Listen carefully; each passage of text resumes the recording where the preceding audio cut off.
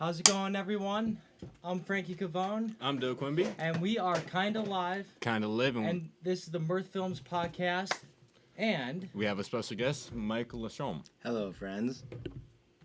how's it going, Mike? How you doing? It's good to see you, dude. How's tour been? How's the band been? Annie in the Water? Yeah, we're happy to have you here, and yeah, we're excited to talk to you about a lot of different things, so we're happy to have you, man. Yeah, I'm very happy to be here. I'm excited to talk about whatever is on the docket, and it's really appreciate you guys having me here for this awesome podcast. I love what you guys are doing, so this is going to be great. Thank you very much, and we got a lot to talk about this week. Everything from Phish Tour. We're gonna have a deep dive into Michael Lashomb's life and just Annie in the Water's roots. Their new single and new album coming out June 21st, correct? Yep, June 21st, we're going to be launching it. All right, and they'll be having a show at the Westcott Theater.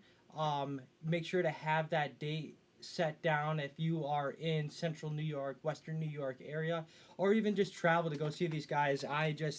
My first time seeing you guys was at the 2017 Adirondack Independence Music Festival. Oh, yeah. And from just the start, it was awesome. Just heavy jams, and now just seeing you at your 420 show up in Killington, Yep. Killington Resort. It was an awesome show, and you guys are sounding tight with the new guys. Who's in the band now?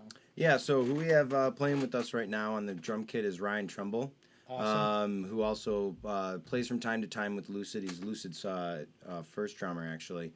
And then we have Chris Meyer on bass guitar, and he was formerly with Space Carnival, Awesome. and he holds it down. Fantastic player as well. And we have Dan Gherkin that plays keys with us, and he's multi-talented, many different instruments. Great guy to have on the team. And then we also have Brock Kutza on hand percussion. So we expanded the amount of players of the band, but it's also a really cohesive, good, very talented group of individuals, and it's really great. Everybody really jives, not only on the stage but off the stage, and it's great. It's a great show, and I have a lot of fun playing on stage, and that's what I feel is important, you know. That's awesome, man. Now, how does it feel to be putting out your first record? We got Change My Mind out now on Spotify. Awesome single. Yeah. I probably listened to it like 20 times already on Spotify, so just killer track. Excited to hear the rest of the album. Yeah. And where'd you guys record it? We recorded it. We recorded "Change My Mind" specifically up in Keene, New York, and that was in Keene, New York, in the Adirondacks with Eric Klotzko. He's a good friend of mine, fantastic player, and he co-produced it with us. So we recorded it all there, and then we ended up recording the rest of the album in Saratoga, working with Corey Hayward Awesome. as our co-producer as well, doing mixing and editing and all that other stuff. So that one song was done up there in Keene. The rest of the album was recorded in Saratoga Springs. So, which is really cool. I mean, the High Peaks are a great spot, and the past 3 months I've been living in Saratoga recording, and I really like Saratoga. It's a cool jive, good water, and really nice people. I've had a blast there. So all things have been a big blessing for sure. That's great to hear, man. We just want to do a quick plug for all the latest news, concert reviews, just original video content. Please head to our website, mirth-films.com. And also, we have Mirth Films t-shirts for just $20. We just had to get that in there quick. Doug is going to send you a couple stickers, and he's going to pack it with love. Oh, yeah. And we're excited to share with everybody that we're going to be having women's tanks for the summer. We've got a lot of requests for it, and a lot from our team. And, we're excited to have that, for you guys to buy, because all that money goes right into just putting in just more time and effort into what we can do with our podcast, with Mirth Films, with the original video content. Speaking of original video content, we went fishing with Richie Ortiz. That was freaking insane. I love that episode, by the way. Rich Ortiz is the man. He's a super nice guy. Rich Ortiz is awesome. He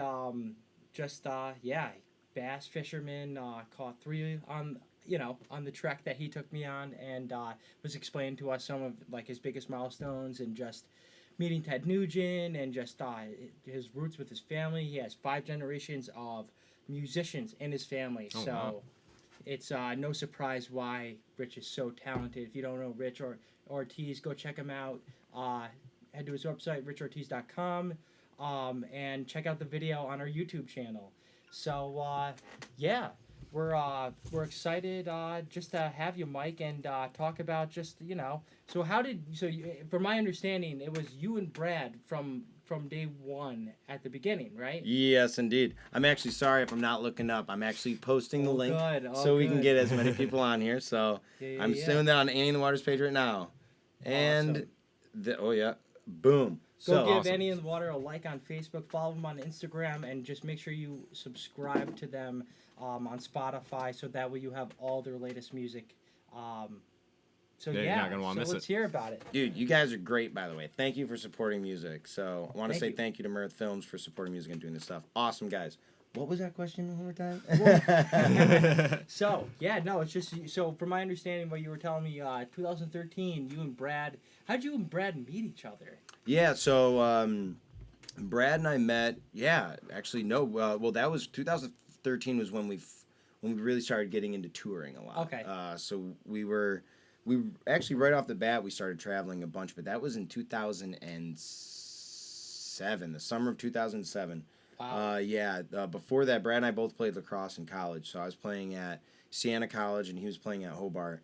And one of my old high school lacrosse buddies was like, "Hey, there's a kid on my team at Hobart that sings and he has songs, and I think you should meet him." And I was like, "Okay." So I went and hung out with them. And Brad and I never really like jived a lot at school, but we jammed out late night one night, and it was like hilarious. It was probably one of the most like epic late night jams I've ever had. Just and there's a whole like debacle of the chicken wings and stuff. There's a whole deeper story, maybe another episode down the road. Definitely. But the chicken wing story, that one's for Deliba.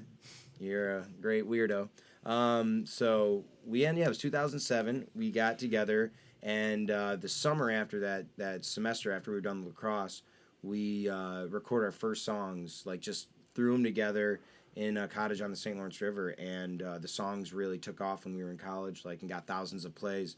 It was like virality before like things were like, it was so early in the Facebook days. Okay. And so we kind of throughout the early days, like we were always traveling and playing, but we were also very big into lacrosse. We were both Division I lacrosse players, so our time was a lot of lacrosse, and we never really did the full-time music push, but we did, but we didn't, Okay. And then record our first album in Jacksonville in 2011, but we never really got the right band together, But Right. we did the duo, so we did the duo thing acoustically, but then we brought in looping around like 2013, so we were like a looping jam band, and we were always adding people on and off, but we just really were still trying to find the jive and the right people. So Annie in the Water has just really become a big collective of artists that have come into this project and done things and moved on to different musical projects. But Annie and Brad and I have really put it out there, and the lineup and the guys that we're really fortunate to be playing with now, and our group of musicians, it's really fantastic now. So That's great. it's an evolution of stuff. It's like it's kind of like sometimes like you have relationships even with friends or girls. Some people are your good friends, some people is a great girlfriend, and they kind of change. But then Absolutely. you figure out more of what works with you, and you mature a little bit, and everybody kind of you settle with like what you're looking for. In this group that we have, everyone's very professional, everyone's very focused, everyone shares the same values, and we're really happy, we're really stoked. So from the first days in 2007 to where we are now, it's been a really interesting ride, and it's been beautiful. A lot of great songwriting comes from it. Our fans are fantastic, and they just continue to grow significantly, and we're very, very grateful, very grateful. That's Hell yeah. awesome. And on the behalf, Mirth Films, we're just pumped to be working with you guys and just seeing you guys out night after night. And I mean, I think going to the summer, it's just gonna be awesome. You guys are gonna have a lot of momentum with the album release, and yeah, just excited for everything you guys have going on. Definitely one of the most professional bands that we've worked with for sure, and it's just cool because you can tell how passionate you are about it. You and Brad and the rest of the band, and just like eating food with you guys prior to the show up in Killington, it was like most down to earth people I've dealt with. Oh, thanks, And man. it's just awesome. Like, and I mean, and you can hear it in the music too. It's super tight. The fact that so Brad plays a new instrument. What exactly is it? Because you described it to me and how unique it was that he is doing that live. Yep, the Jam Box. Jam box, okay. Yeah, So what is a jam box? The Jam Box, they're local developers to the Albany area, actually. Okay. It's a piece of equipment that originally the company designed it because they were for people who have had injuries, who have lung infections, things like that, who are trying to regain their lung capacity, strength. So they built a digitally designed harmonica, essentially. Oh, okay. So before it was kind of like Stone Age, where people would blow through a straw into a water glass so that a ping pong ball would stay afloat to get their cardiovascular and their lung capacity strength up. And so instead, Jambox developed this whole program that they could play piano or saxophone or through MIDI controller through an iPad. So you could blow into electronic like harmonica, which even if it's somebody who's paraplegic, if it's somebody who is paralyzed from the neck down, they can still move their head. You can still function the piece of equipment with having particular disabilities, physical disabilities. So they saw us perform in Whiteface about 5 years ago, and they just thought that Brad was playing like a couple pieces of harmonicas, but we were just trying. It was a really fun show outside, and the developers of it, they just said, we really like you guys, and we really like how you guys carry like yourselves in the music, and we just built a really good relationship. And so they gave the piece of equipment to Brad specifically, and he was very focused on developing it. He's worked with the developers very closely, and unfortunately, Brad's playing hand, his left hand, the tendons were injured. Oh, it's About horrible. 4 or 5 months ago. So he can't play guitar. So he went from being a rhythm guitar player to now, unfortunately not. But so he's taking the time to really develop his vocals. He's playing the didgeridoo as well, different percussion instruments. But he's really used the jam box as a big piece. So it kind of supplements Dan Gherkin's keyboard playing and synth playing by adding another electronic big synth sound. So it's an interesting piece of equipment. You saw it at Saranac Lake. Yeah, no, it was really freaking cool. Yeah, what'd you think of that show? It was an amazing show. It was my first time seeing you guys, but you guys definitely blew my mind. Oh, cool. Changed my mind.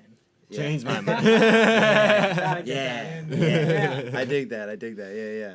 I know, it was a great time. I'm definitely excited to see you guys again. Yeah, we appreciate you coming through, man. You know, that's one thing that's cool about working with Mirth Films and you guys is that you guys you're focused, you're in it, you're working, but you're having fun too. You know, it's a good vibe. You know, and excited to see like more developments and more productions with you guys. So I really appreciate you coming to that show and you come to the Killington show, and there's a lot we have a lot of fun ones coming up. You know. Oh my God, yeah. I cannot wait. June, just to replug it one more time. June 21st, Westcott Theater in Syracuse, New York. Sorry for just kicking the camera. Make sure to head to the Westcott Theater to see. You guys are gonna be playing the whole album live, right? Yep, we'll be playing the whole album live. We'll be Awesome. playing some songs that are unreleased as well. Cool. We've been working on a lot of new material, so it's gonna be a big production. We have a new light rig we're gonna be implementing as well. Okay. So it'll be fun. We have and we're gonna be announcing the opening bands coming up soon. So yeah, definitely get your tickets for that at the Westcott Theater, June 21st. It's also the summer solstice. Oh. It's Wow. right on the summer solstice. Oh, and not only is it summer solstice, but June 21st. Yes. Is Go Skateboarding Day. Oh, no And way. Mike, don't you do a little skating? Don't I you? love- I see yeah. you on your Insta story with your skateboarding. I and, skate every day. Hell it's yeah. awesome I to actually hear. took tests to the Saratoga State Park today and we skated. I get her. That's how we get her exercise. You know, I keep her on a little leash and I skate on the road by the grass. She runs on the grass. I skate on the road. You know. Oh yeah, Yeah. absolutely. We're gonna have to get a Mirth Film skate day.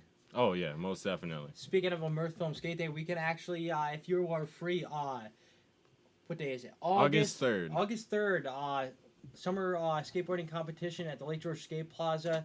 It's going to be a competition consisting of game of skate, What else have we got? We got a high alley and a jam competition. And a jam competition. There's going to be a chances to win a lot of prizes, and all the money and all the proceeds go right to getting the second phase of Lake George Skate Plaza, which, if you don't know what that is, we are trying to build a mini ramp right into the center of the skate park, and we are also trying to add just a couple more things to make it a little smoother. Couple extra feet in the back half so you don't just go flying out of the skate park into the grass every time you're trying to make a run. So, hopefully make it just a little more better, a little more easy flowing. Exactly. And if you are into seeing live music, there is no other better time than going to the Lake George Skate Plaza than during Labor Day we have Adirondack Independence Music Festival August 31st through the 2nd, and it's going to be a great 2-day event, and we are happy to share that the lineup announcement will be taking place on WEQX 1027 Jam and Toast with Jeff Morad tomorrow night, 9 p.m. Eastern Time. If you aren't in the area and you still want to listen to the live lineup announcement, you can download the WEQX app and listen to it from anywhere in the world.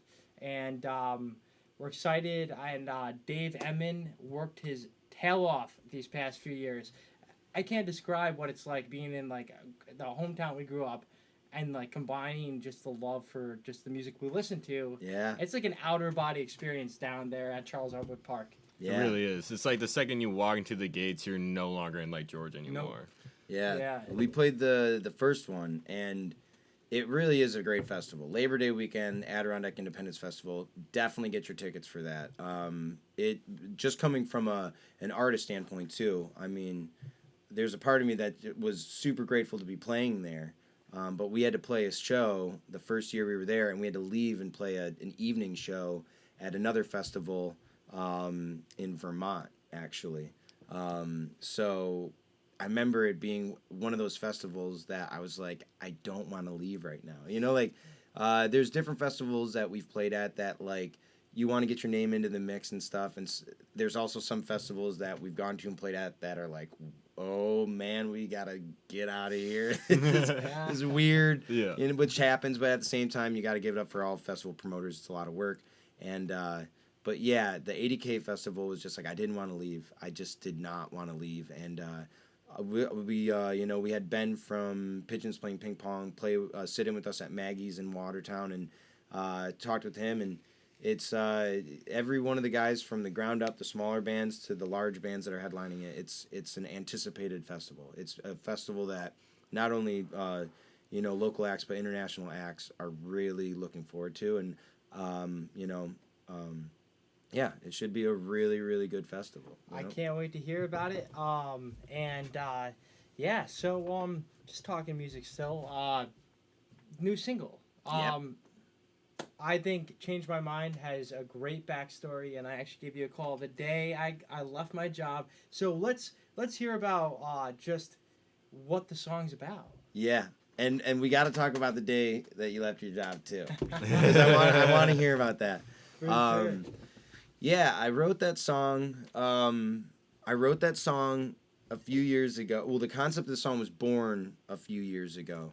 I wrote "Change My Mind" lyrically. I had written out all these different phrases and lessons and things that I learned from stepping away from a particular job that I had. The rhythm and the melodic side of it came from blending with different musicians, and our set list needed something that I felt was groovy, and it could build up and be punchy, could breathe. I wanted a breathing song, so I wanted it to be groovy. I wanted people to feel it, but I didn't want it to punch. I didn't want it to be like a shred, but it can get there, but it doesn't have to get there. It's very dynamic, and I wanted to have something that was, and I like to write the songs and our melodies in a way so that the people can grab the lyrics, because the lyrics is essentially the juice. It's the stuff that we want to permeate. We want people to listen to what we're doing and singing about, because it's essentially just us going through stuff, digesting those experiences, and then sharing it with people in hopes that maybe it makes them feel better. Maybe they don't care about the song, and that's fine too.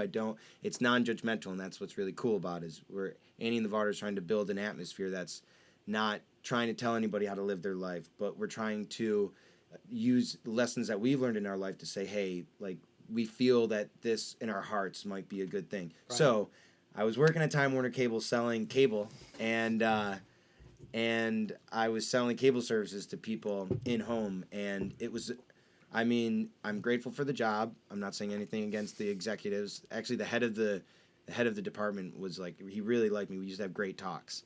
I hope he left that job though, because it was stressful. It was very stressful, and selling cable services to people, it was not my soul's purpose. And every day I'd go into work, my soul was like, please leave this job. And it got to the point where I didn't have anything set. Like Annie in the Water at that time really wasn't making a lot of money, and you know, even still, like, we're working on finances like any other band out there. So make sure you support live music, artists, craftsmen, jewelers, everybody. Support the craftspeople, because that's well money spent. But I just left my job. Like, I was very, very not happy. So so, and I remember the feeling, but I left, like, appropriately. It wasn't like I was like, you know, F you, you're cool, but I didn't do like that. No half-baked anything? No, I love that movie. But I did it appropriately, but I packed up my stuff at my desk, and I walked down the hallway, and it was like the best feeling of my entire, like, the most freeing experience. I was like, I'm done. Like, and so I ended up getting these tattoos on my arms just to, like, staple it, just be like, I'm going to commit to what I feel is right in my heart. And I just wanted to write it in a song that was me being like, I learned these lessons. I'm not going to be a Wall Street guy. I'm not going to be this kind of person. I'm going to live like this. Even though my whole life I had been told I'd be a great salesman. I'd be a great politician. I'd be a great this. I'd be a great that. I want to be a musician. I want to be a storyteller. I want to be a skateboarder. I want to be a snowboarder. I want to be like a friend. I want to hang out with people. I want to build my own schedule. I don't want to live and work a 9 to 5. So when the music was right, I wanted to build the music in a certain way. I wanted to bring the lessons that I learned and the feelings I had in a certain way. And it was just like, it's kind of like, you know, Saturn coming around every 30 years. It was just like the time it hit. Yeah. And Change My Mind came out, and it was just a really, like, I don't know. I'm so stoked that it's out. Like, I'm just so happy it's available on Spotify now, and I'm just so happy about it. It's my message of just personal relief, and you know, that's if you take something good out of it, I'm very happy. Thank you. So. Yeah, no, it's definitely a super inspiring song, and like when I listened to it, I knew it prior to like even going like doing our first gigs with you guys, and I was editing this full video of one of their shows, and it was like right after I put my 2 weeks in, I played the song, and like I totally forgot about you giving an intro into Change My Mind at the show, and I was listening to it, and this song's about how I left my job, so went into exactly what you were just saying, and it was like a confidence booster. It was like, all right, oh shit, I gotta stay outdoors, Yeah. But that being said, I thank the company that I worked for over the past 2 years prior to leaving my job, and yeah. So hearing a song like that, just like it's fresh, especially like there's an abundance of bands out today. You have your level of. You have your level of like people playing local bars. You have people, like other bands, playing the amphitheaters. Older bands still playing the amphitheaters, and like now, like it's kind of all meshing, and it's hard to stay afloat with just an oversaturation. Yeah. And you guys definitely.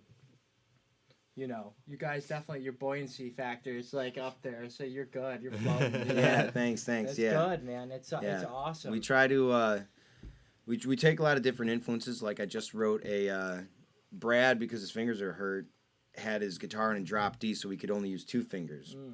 And I was actually doing. I started listening to a lot of the Dubliners lately, which is an old Celtic band. Oh, cool. Okay. Yeah, I love Celtic music.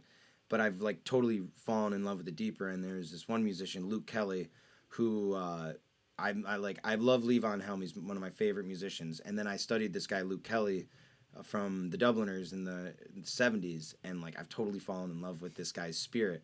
And he was about the people. He wanted to write songs for the people. He was just a robust character, you know. And so I wanted to write a song to him. And so Brad had this guitar in drop D tuning, and I just picked up the guitar, and then I wrote like a Celtic song, you know. It's so the thing is that Annie in the Water is constantly evolving consciously musically, so that, you know, even if it's not about like money necessarily, even too, like it's about just like being able to create something new and to be creating a new song, creating a new experience, going to a new show, playing a new place. You know, today before I came over here, me and my dog went to the lake. You know, we just sat by the lake. I was able to experience that through pursuing my job. And so Annie the Water will always change. The scenery will always change. The landscape musically will always change. But we're never going to derail from authentically giving as much of our spirit, and not to go like, you know, too big out there, but like as much our passion, we'd like that to go through. And because, you know, like attracts like, we meet and work with passionate people like you guys. What you guys are doing is fantastic, you know, and the vibe builds up, you know, and we just want the vibe to build up because it's good that way. Oh yeah, absolutely, feels good. It definitely feels good for sure. So I got here on my papers. So let's talk about your dog Tess. Yeah, Tess is actually hanging out right now under the table that we're filming on. Yeah. For our audio listeners on iTunes, Yeah. We got Tess in the building. She's a little quiet tonight, but we'll see if she'll speak. Okay. Tess, speak. She's so asleep. She's so good. Yeah, she went skateboarding. Kind of tired, today. Kind of sleeping. Yeah, you know, it happens. Kind of sleeping. You know. Yep. So Tess is Tess is a great gal. I first my parents got her, and I was at home living. You know, she's 9 years old. She just turned 9 in February 22nd. She's awesome. She's a Pisces. She's kick ass. And but she so when I was at home, I was living at home, like really just like living at my mom and dad's house, not even gigging too much at the time. That was 9 years ago. And Tess, they brought home the puppy, and I was the only one that was always there to like, cause I was like pretty much riding the couch and shit, you know. Yeah. Yep. So I brought her out hiking all the time, and she was just inseparable. So we started bringing her on tour, like here and there, and she's a yellow lab, by the way. She's a purebred yellow lab. She's awesome. I might be able to pick her up at the end of the episode and get her in front of the camera. Yeah, she's we gotta very tired. I gotta get her in there. I'll get her up there. If we got like some food, she'll do it. But I first started bringing her up to Killington, Vermont. We were doing a residency, Brad and I, in Killington, Vermont, and she likes to be around me a lot. She doesn't like to leave my side. She also like protects me. It's pretty wild. Like she's just the best companion I could have on the road. And for solo shows, when I was doing solo shows, you know, I don't have to make that trip alone, you know, and there's a lot of nights where I'd be by myself and I can't be like, yo, hey, dude, can you take the wheel for 2.5 hours, you know? So just having her by my side, like, it also gives me a sense of responsibility for somebody else besides myself. So it makes me be focused on the road and be, you know, like, it's because if it's all about, like, just me roaming around, I'll just pull up and park on a offshoot and sleep, you know. Yeah. And she's cool with that too, but like at least like, you know, it makes me be focused as being not only taking care of myself, but a dog, and keeps me on the ball. And she likes to play fetch, so it works. That's awesome. Yeah, I mean, from the seconds of just being Tess, you know, right by your side, sniffing out the area, make sure it's okay. Hey, yeah. This is gonna be an alright podcast tonight. Good. No, she actually came in the apartment before you did and kind of like scoped out the place. She's like, what are we working with here? Yeah, that was awesome. Yeah. So but it's just great having you here tonight, man. And something that we want to lead into, just because it's coming up soon. What is it, May 15th today, Doug? Yep, that's it's the feeling day. like it's May 15th, which means we're just shy of actually month. Summer tour for Phish starts in 1 day, less than a month. They're starting at Bonnaroo, right? Correct? I'm pretty sure. They're opening their summer tour at Bonnaroo, which is going to be really freaking awesome. And this then isn't slowly, my iPad. let's pull up the dates here. So actually, while I'm doing this, Mike, Yeah. what's your first Phish experience? Oh, first Phish experience. Thoughts of like, okay, like the scene, going to the show, pre-show, post-show, during show. Like, what was it like for you? Well, I have some pretty. I think we all have pretty profound Phish experiences that Yeah. could probably be talked about like on the podcast, and then specifically probably talked about not on the podcast. Yeah, let's stick with on the podcast. Yeah, okay, we'll go that route. Actually, the first experience I ever had with Phish, though, I really enjoy Phish. I love their songwriting. I love their companionship and how they work together. I mean, it really is something unique, and I really respect them as artists. I respect them for pushing the envelope. They always bring unique experiences for festivals. They're always trying to evolve as well in a way that is it's just one notch above the rest. You know, they push it, and I love pushing it. They're always evolving, being creative. But the first experience that I had with them was I was actually my friend. I used to listen to a bunch of Grateful Dead and Mo. Okay. I knew some Phish. Like I was aware of like their like cover songs. As odd as it is, I got a CD of their cover songs. So I only knew Phish through their cover songs for like my first half of high school, and I'm like, yeah, they're good. Okay. But the first experience I had with them, my friend had a live one, a CD disc, a live one. Yes. I just gotten my license, Yep. and I was in high school. And he's like, oh, well, here's the CD, and we started listening to it in the CD, in the car. But then, and I had my dad's like 2004 like limited Jeep. He got like a really nice car, this first really nice car he ever got, which me and my brother ended up destroying. Sorry, Dad. Okay. But over time, not by a crash, but just by being, kids. But he left the CD in the car, and I was listening to it, but I didn't know, I was unaware of like their jams and how they went, but I didn't want to turn them off. I just was like, there's something about this, and so I listened to like, what was the song on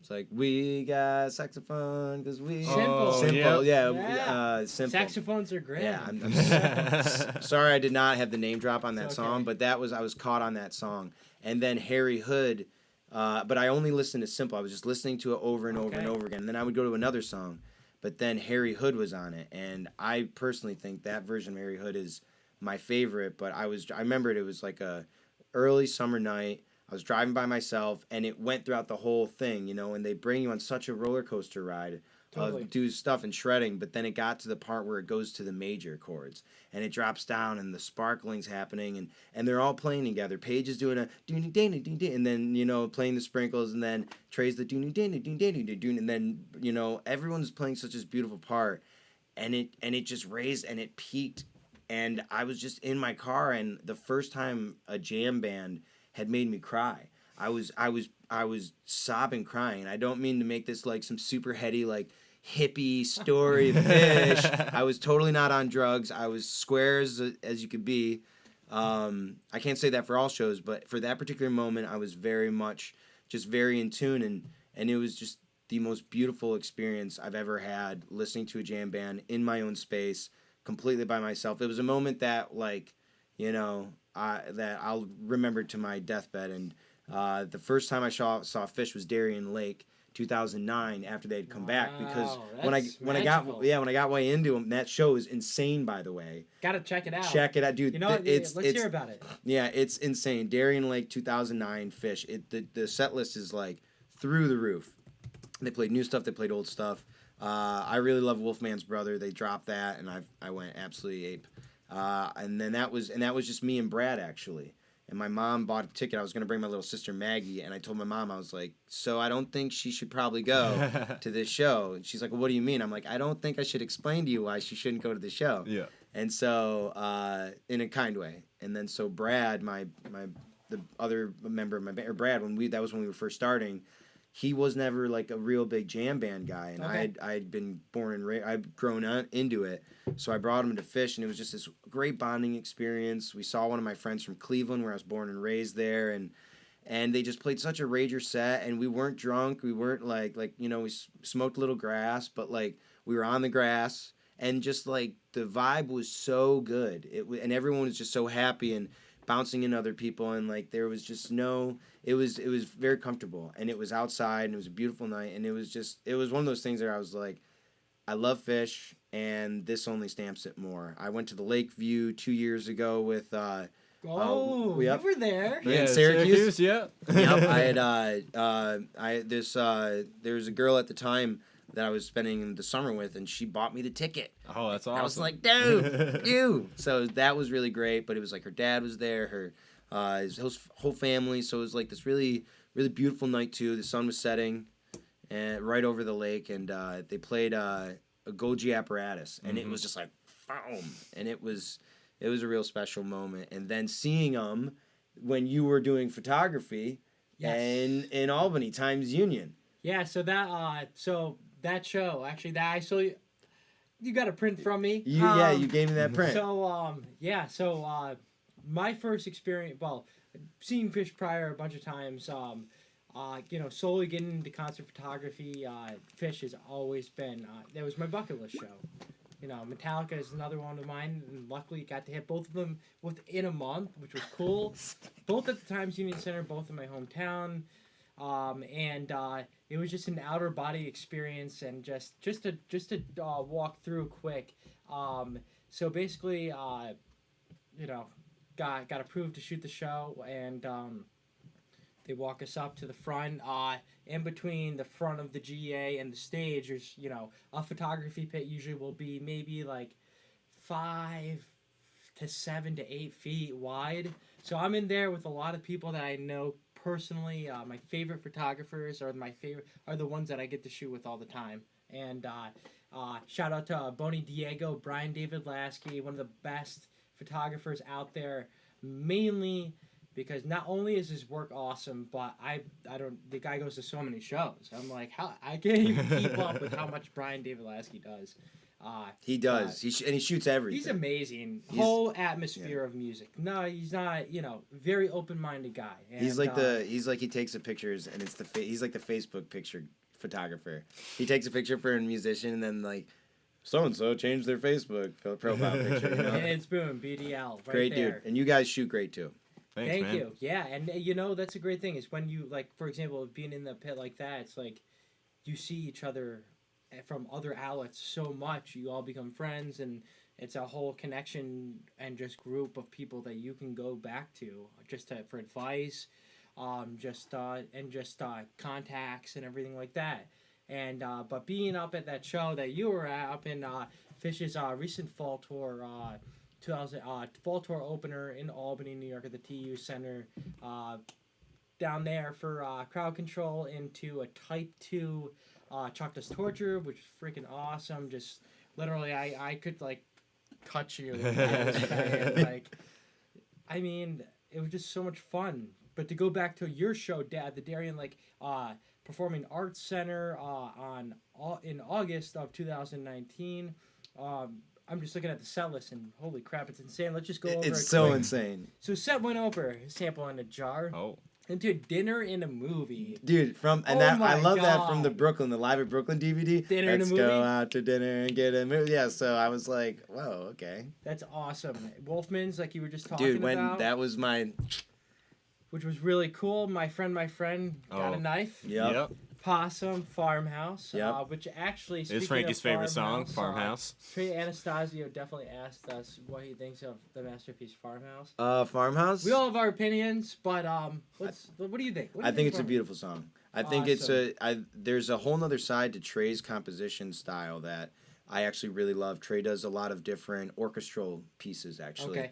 And there's this one song that Trey does. It's just a piano and his lead guitar, and it's on one of his solo albums. And you see the farmhouse kind of vibe where he's almost playing the guitar in a violin-esque way.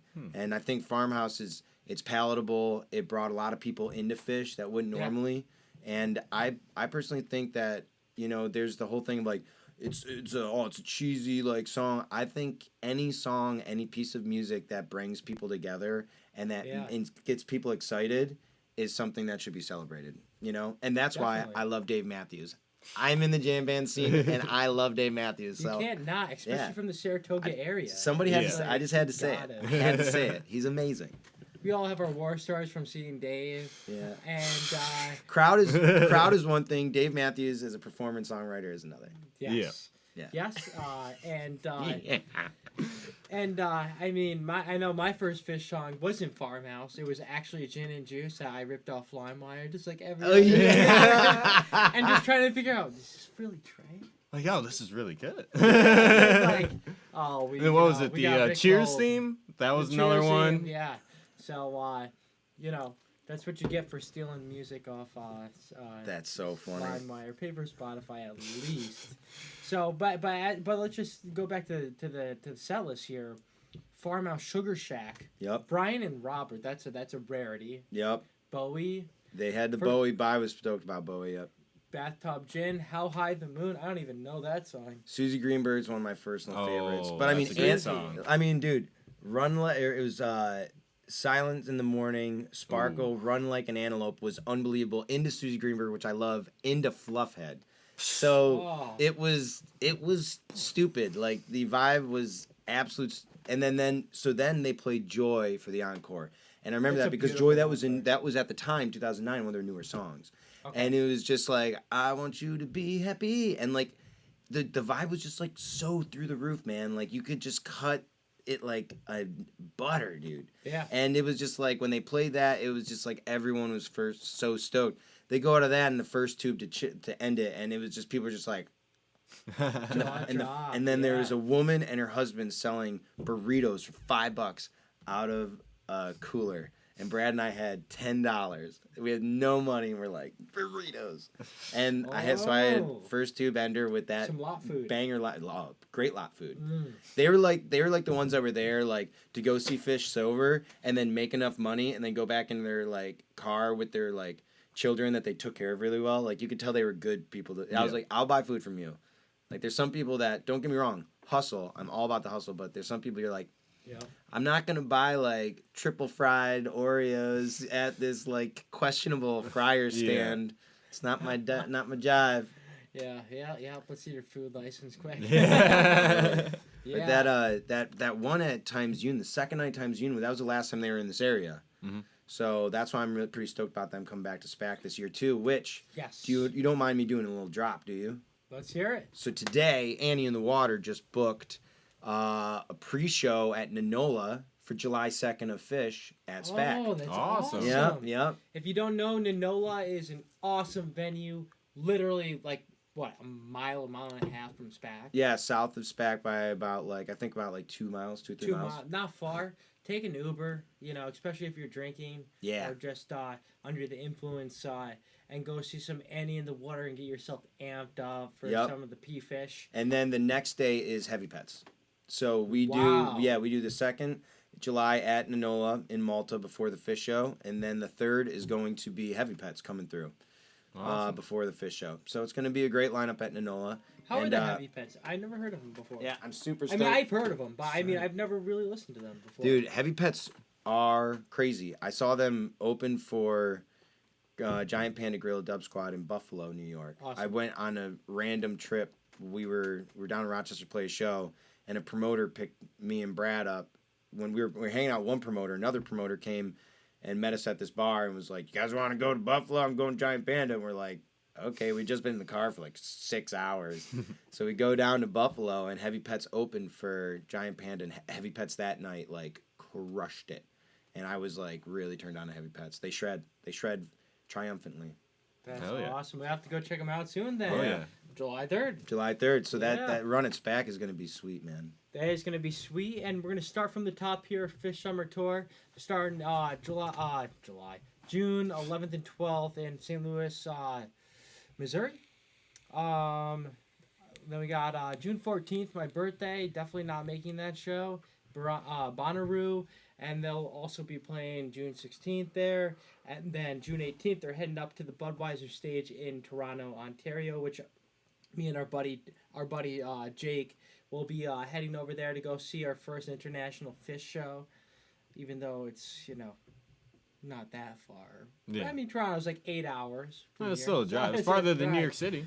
Farther than New It's York City. international. Yeah, exactly. International, yeah. And United States. Then heading off to Blossom Music in Center. Cleveland, Ohio. It says Cuyahoga Falls, which it is. It's in Cleveland, Ohio. Is it Cleveland? It Really? is. It's Cleveland, Ohio. Okay. It's a beautiful venue. If you can go and see Phish at Blossom, the way that it's cut and everything you can see from any part of the stage, go there. I just had to plug that real quick.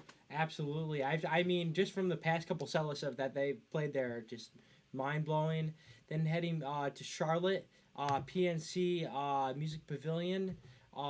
Then off to Meriwether Post for 2 nights, followed by 2 shows in Bangor, Maine, June 25th, 26th.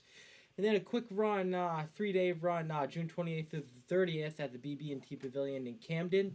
If you are staying there, make sure, you are being safe and smart and, get some Philly cheesesteaks. You're going to be right across the river. Following that, first July shows, July 2nd and 3rd, it's SPAC, just like Mike Lashomb. Lashomb, correct. Not Lashomb. It's or Lashomb. Like It's I great. thought. You did a great job. And then followed by that, 2 shows at Fenway Park, 5th and 6th. Boston, Massachusetts, Boston Red Sox, going to be some epic shows. And then our, most expensive shows on the tour, sold out immediately. Mohegan Sun, first time Phish is playing there in their career.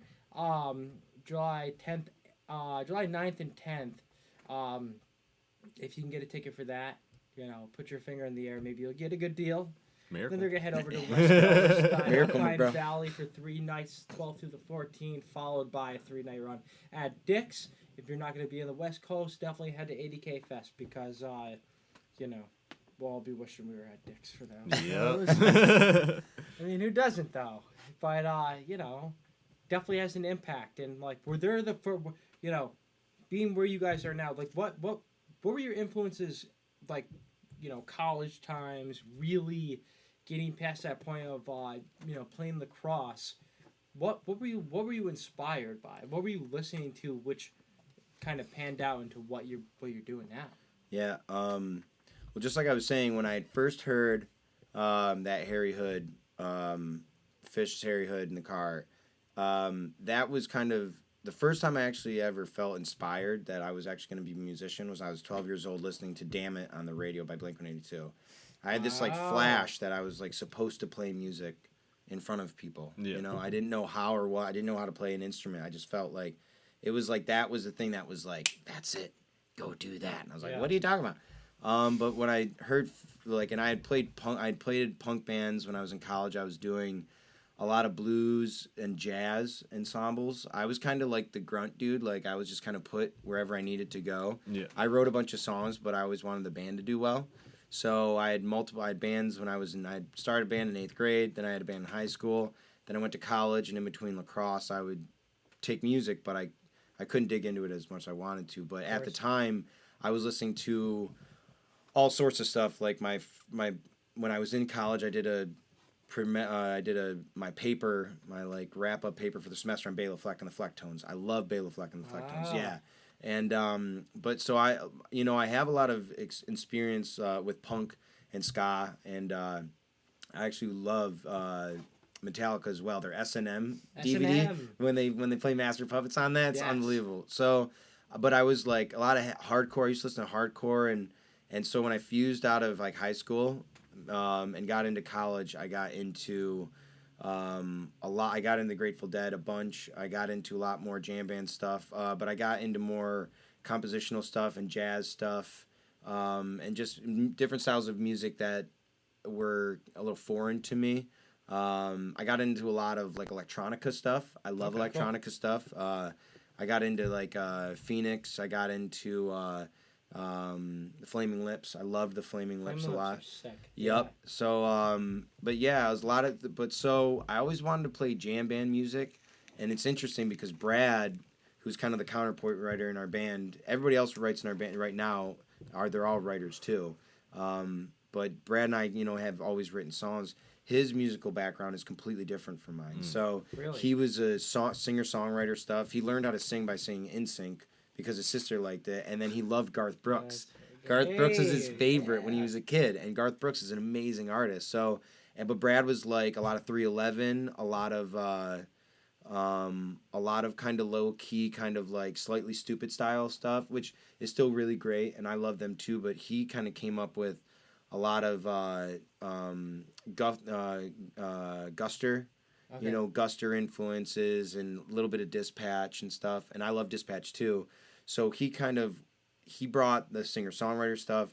I brought singer songwriter stuff with like compositions and jams. The jams. Yeah, so now we kind of like, there was just a time I really wanted to do jams, and then we moved into a territory now, which is like we've kind of like hit all these different areas. So now we're taking jam and we're taking songwriting, and we're trying to do a really big blend right now.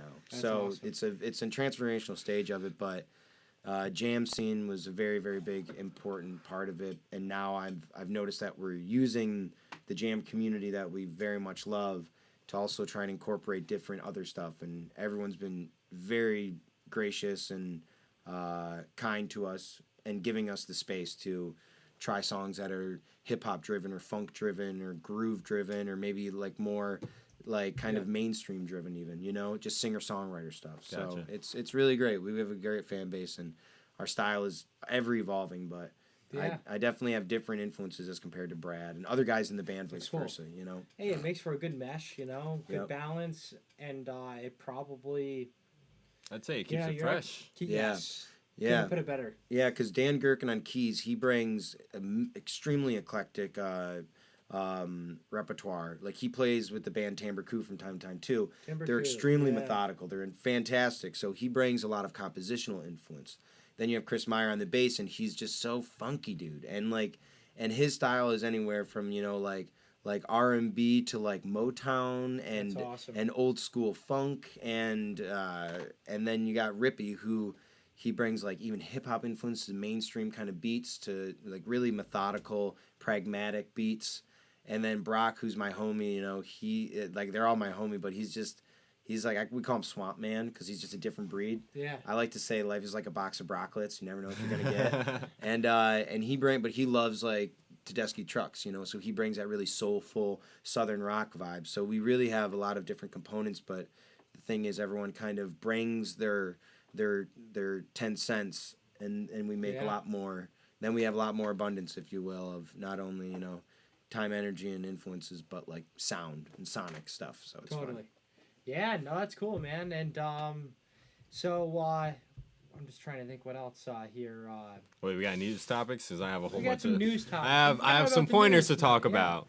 So if you're a fan of Rick and Morty, season 4 is coming out in November. I haven't seen that show in a while, but it's definitely a very trippy show. You can get lost in that. Yeah, shout out to G-Sty, Greg Stoya, a huge admirer of the show. Rick and Morty Best fan. one of our Yep. best friends. Hell yeah. And this is just something interesting that Disney now owns Hulu.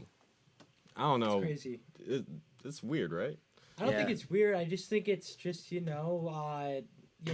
every streaming outlet is competing. Yeah. And Netflix, Hulu, and Disney's famous for acquiring other companies like ESPN, like Marvel. I didn't know they had those. Yeah, they Star Wars. Star Wars. I knew. Yeah, I knew they had Yeah. Star Wars. So- I remember that controversy. I see. The thing is, Star Wars. hopefully it makes it more accessible, like, especially see some of the older Disney movies. Yeah. Like the original Dumbo. I freaking love that. Great track. Or great movie. Pinocchio, Aristocats. Oh, I forgot about that one. Everybody has their favorite Disney movie. Yeah. But Atlantis. Atlantis. Dude, that's that a- one with that's Michael a J. classic. Fox. It's a good one. Oh yeah, and there's a plus and minus to it. Minus, that makes it harder for the little guys for sure. Just corporate conglomerations just taking up these media chunks, and just it's more common these days. But at the same time, that diverts people to other outlets. You know what I'm Totally. saying? So it's like we're here on YouTube and like also on iTunes. We in 2019 have more access than ever to be able to do anything you want in at least in the video production media world, and, Or even in music, because with Yeah. SoundCloud, Even in you can music. just download, if you get a laptop, you can download a beat off YouTube, record over it, and then throw that right up on SoundCloud, and now you got a music career. Totally. And the thing like that's that. really cool about that too is that, just like what you're saying, is that you're mixing mediums, which I think is really important, actually. Like, people are like, I don't. Obviously, it's great for me to be able to have Annie in the Water make money from this band and our songs, so that we can have our normal overhead and business function, moving forward. Definitely. And have a good cash flow. But the thing is that I love creativity. I love art. I love music. I love expression. And I like when people push the envelope. I feel that we're all here to do that. We're all here to expand on stuff. And when you take samples and somebody creatively puts their input into it, and then they send it out to somebody else, these conglomerates, these corporate, if you look at Star Wars, don't get me wrong, I'm not bashing on Star Wars, but they're really pushing, they're really trying to rehype it and all the Marvel things, and it's like, that kind of's already been done. Yeah. Like, that stuff has been done, and we love it. But the thing is, then you have these new things that come out that comes from people that don't have a large corporate funding, that don't have, all the things, because they are underground, and I just feel that everything, as much as it, a lot of it is top dollar stuff, making things happen because it turns a profit, doing things because it's marketable. We're right now, I feel, is a new age of people going, I'm going to do this because I love it. I'm going to do this because I feel that I want to express this. I want to do this because I'm creative. And I'm going to do this by living out of my van to make it happen. And those people are creating the shit that you can't see on Hulu. You can't see on Netflix. And that's the stuff that makes people change other people's lives, So I think, in a way, yeah, it's tough that artists don't get a lot of money. But the thing is that when you put that stuff out there, it's authentic. There's artists that are out there that are putting real stuff, and and if it makes the people seek for it, so that you can spend your money in different ways, not necessarily as mainstream. Sorry, I took you off that. No, that was great. No, that was awesome, and that's something I just wanted to relate to. Just not to bring you back to the jam band world, but seriously, I think that in my heart, I believe that this, what we call jam bands, is the next phase of rock and roll. Oh, most definitely. And maybe you don't see it because of stuff like that and just the way the music industry is. But when you go to a show and you see all these people here that maybe this band that has high profile promotion from some promoter and some label, compared to a band like, let's say, Mo. Everything's, in ground, Al Schneer, guitarist. Yep. There's all the band management. You go to a Palace show, or you go to any show of theirs, there is a crowd that will be at every show, dedicated. You don't get that without building it up yourself. And it proves a point that you don't need to go that route. That's what you choose.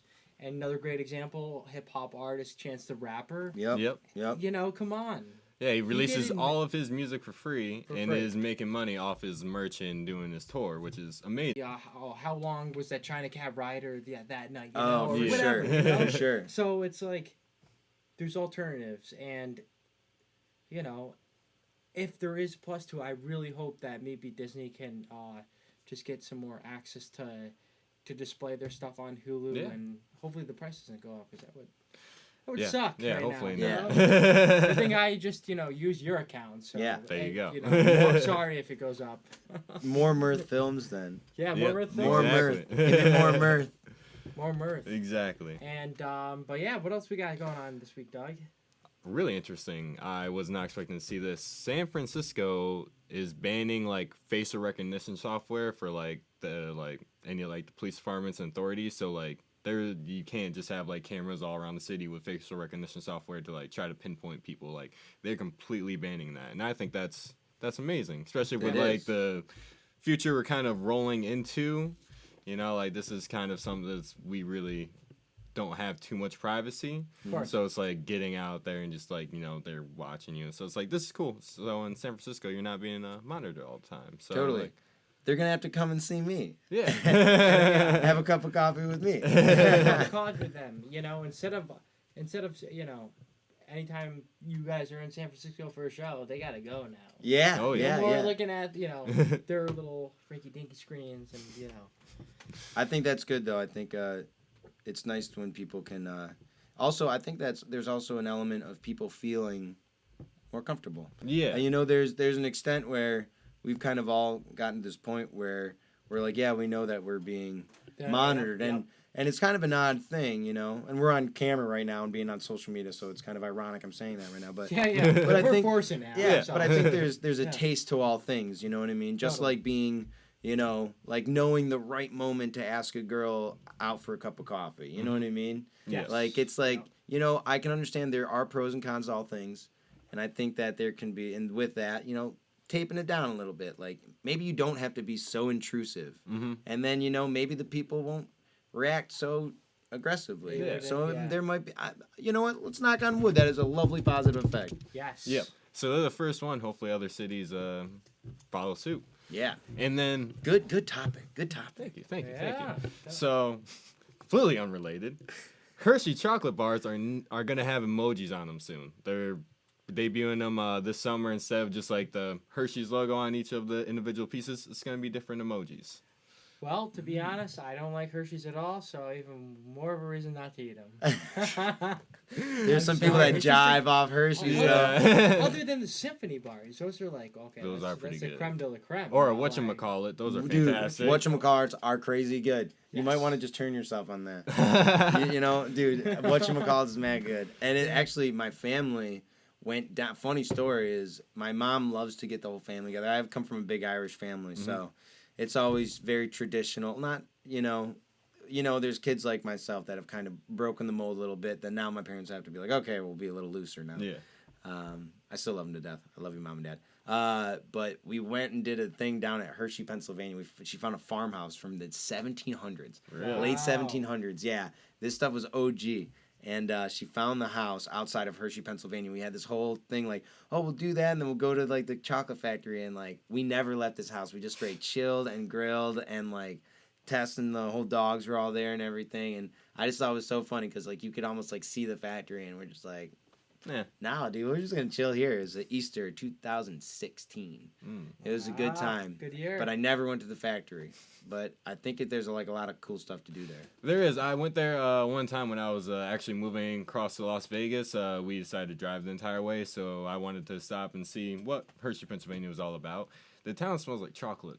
It's really cool. It made me want mad chocolate. Mad, don't whatchamacallits. Mad whatchamacallit. whatchamacallit, Reese's. Kiss, yeah. Dude, give me anything. Oh, dude. Devour it. I actually got a bag of candy in my pantry right now. You're one of those guys like in the episode of SpongeBob. Patrick wakes up 3 a.m. for an emergency Krabby Patty, but you got your. Oh, you got your my chocolate. Reese's, my Butterfinger, it's just right there on my Yeah. nightstand. And Yeah. sidetrack, your afro's growing out, man. I picked it out. For tonight. Yeah. It was right around this time, which is actually coming up, June 6th, 7th, 8th, and 9th. Disc Jam, Stephentown, New York. Taking it back 1 year, in one of the photos I shot of you at that Oh, yeah. festival, your afro was booming, so you're going to be maybe just a little more bigger. Yeah, than this version one 2. this Yeah, I don't year. think I've gotten a haircut since then, so Yeah, I definitely gotta be twice as prepared long. 4 days. Get it out. Aging. Yeah. Oh yeah. Get it out. Yeah, At least it'll be good the first day, because then after that it's just gonna get super knotted. So you gotta do that one day of good hair. That's when you break out the bandana, right? Yeah, every day. Yeah, hell yeah. Bandanas and hats, dude. They're my savior. Yeah, absolutely. Don't know exactly what that feels like. Speaking that, keep it pretty short, but Yeah. I feel for you guys. I just like once my hair gets to like maybe a couple inches, I'm like. Yeah, This is a I can little tell. too Like wet I'm right starting to now. like your hair right now, but you're totally about to go get a cut. yeah. Actually, I have it scheduled to get my hair cut next week. If you need a haircut, you're in upstate New York, head to Tina's Hair Fair.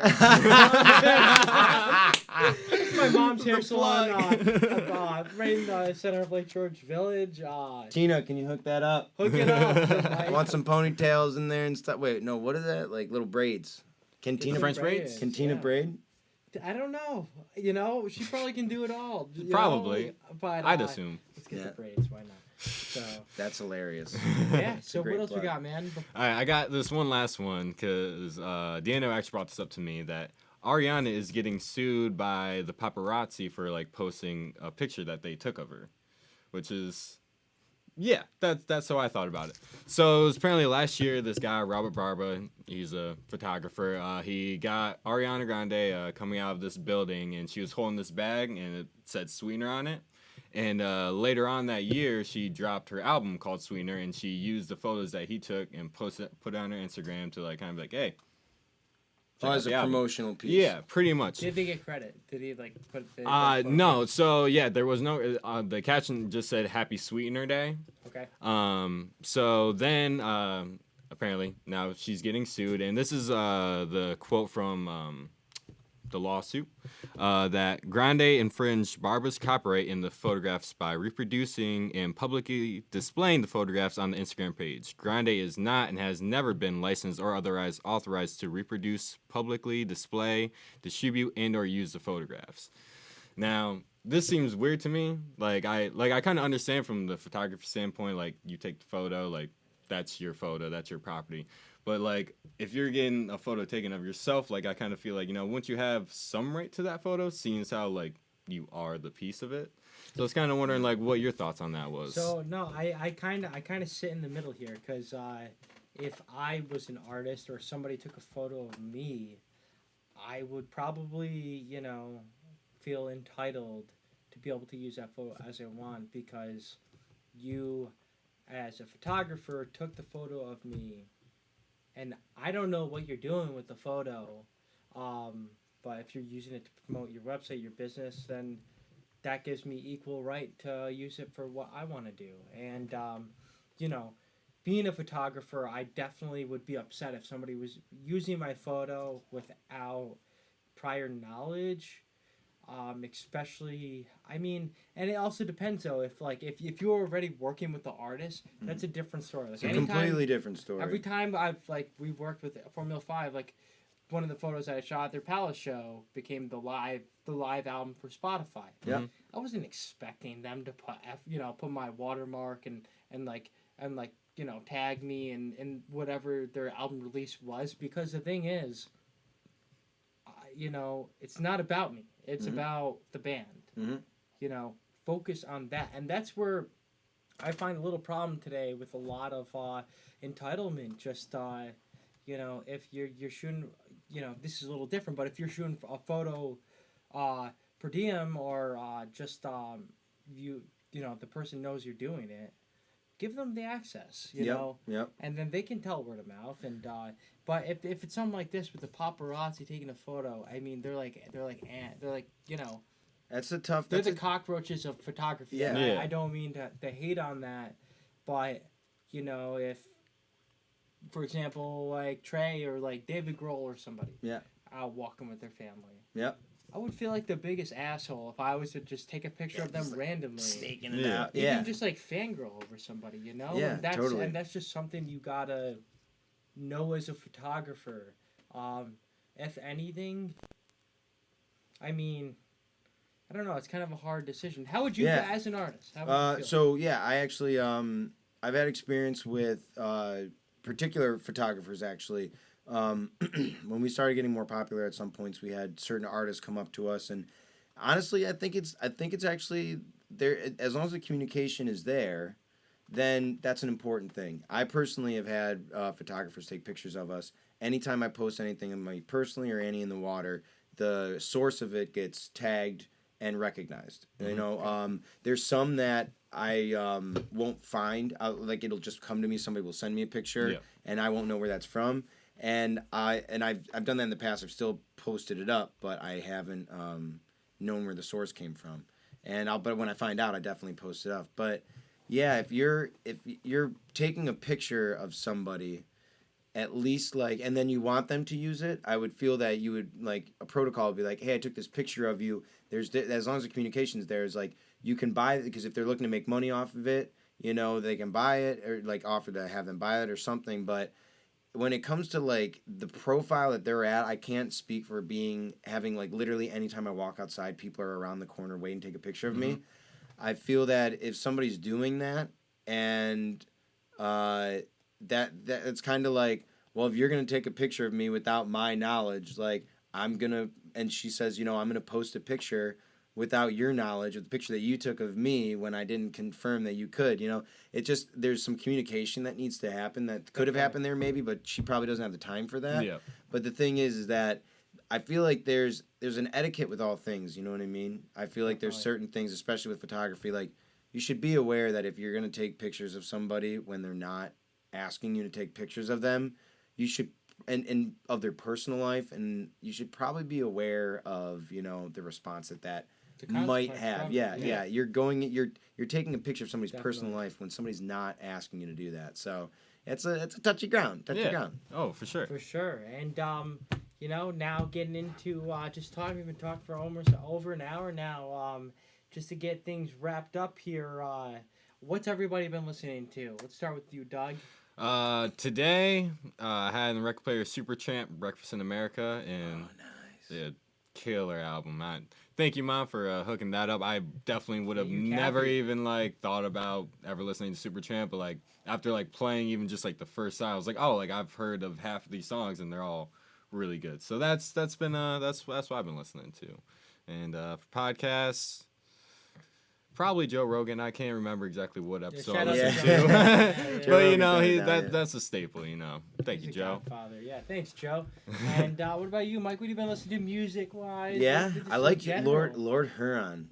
His stuff is great. Awesome. Yeah, I really, really love his stuff. Been listening to that lately. But a lot of the, like I was saying, Celtic stuff. A lot of Dubliners. That's awesome. They're throwback, but wicked throwback, but great Celtic music. The Pogues, the Dubliners, Irish Celtic music. I don't know. I've been super itching on a Celtic. I just want to get to Ireland ASAP now. That's I've never awesome. been there. I want to get back. So one day. That's cool, man. What about you, Frank? What have you What been I've been listening to? listening to? You know what? It doesn't change that much. I have my, if I'm in a pattern of working, I definitely have a couple ritual songs that just pump me through. One of them, definitely Run Like an Antelope. Obviously, it's a staple in the Phish just repertoire.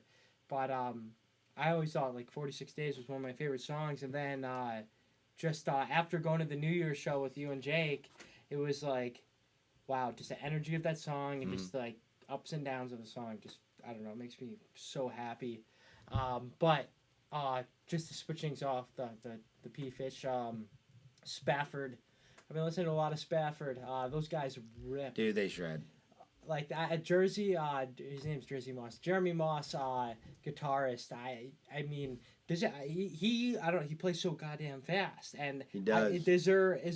Does having a guitar closer up to you, neck wise, from distance between your fingers to your shoulders, does that help with the action? Just being able to move those fingers, or I think that is all people's physiological structure is obviously different. okay, With me, I started noticing that the way that I'm postured, I keep it kind of a middle high. Some guys give it down lower to their pelvis. And some classically trained people sometimes would have them up here, and it's just pretty much what's comfortable for them. But if you're up here, then you're kind of keeping everything. It's very practical. Okay. It doesn't look as cool, but it's practical. So that's why I'm a little down here. He is a little bit higher than I am, but they've got a great formula. It's just I think all bands have a formula of jamming and speaking and communicating to each other, and their communication's fantastic. And sometimes it's your effects and the playability of the guitar.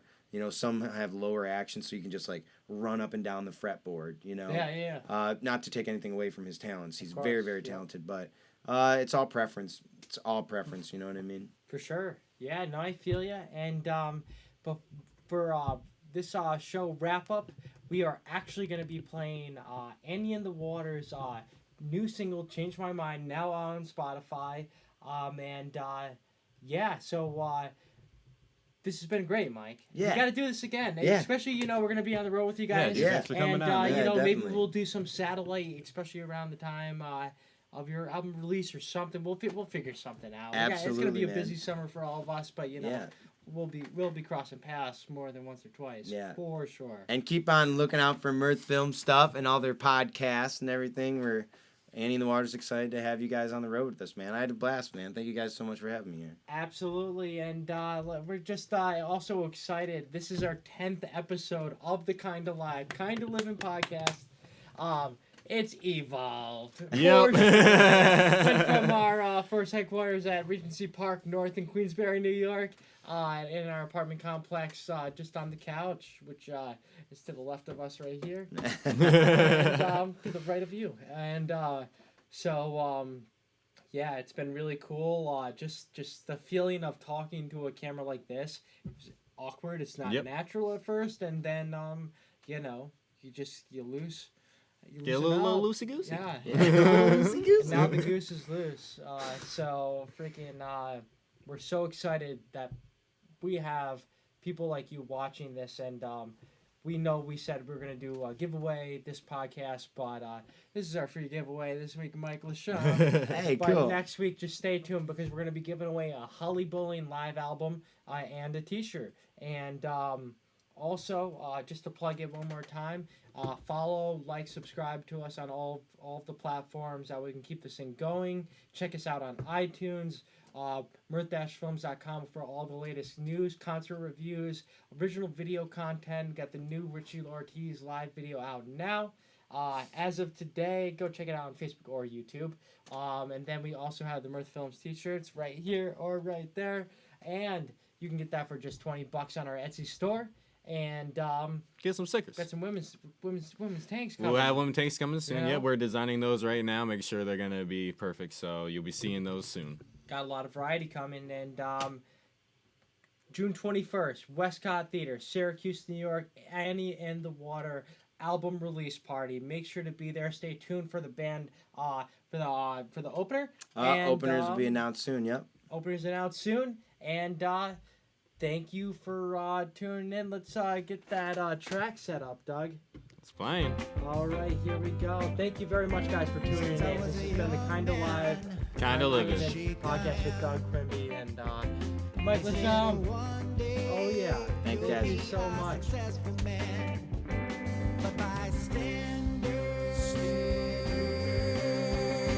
I'm at the back of the line.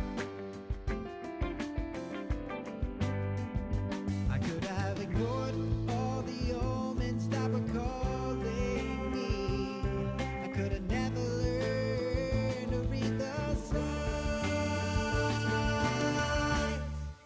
Good thing I changed my mind. Good thing I changed my mind.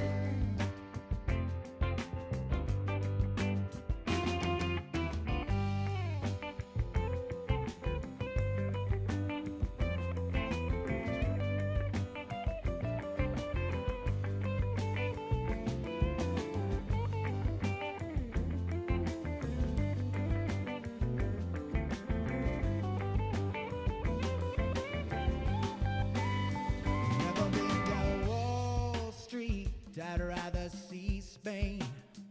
Never good with numbers, but I like champagne because I celebrate